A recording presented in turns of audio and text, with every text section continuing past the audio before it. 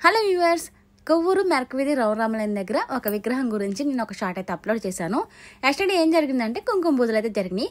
300 మెంబర్స్కి కుంకుమ పూజలు చేయించిన వారు మొరకొండ శ్రీను గారండి.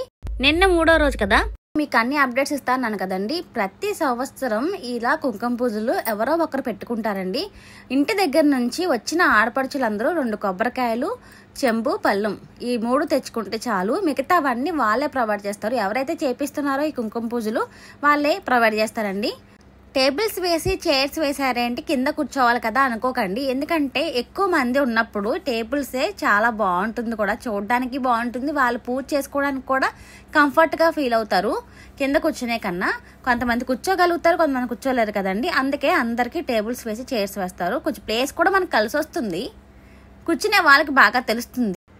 కుంకుమ పూజ చేయించుకున్న ప్రతి ఒక్కళ్ళకి శ్రీను గారు చీరలు అయితే పెట్టారండి. రోజుకొక ప్రోగ్రామ్ జరుగుతుందని చెప్పాను కదా. 3rd డే ఇదైతే జరిగిందండి. నెక్స్ట్ షార్ట్ మళ్ళీ అప్లోడ్ చేస్తాను. Thank you.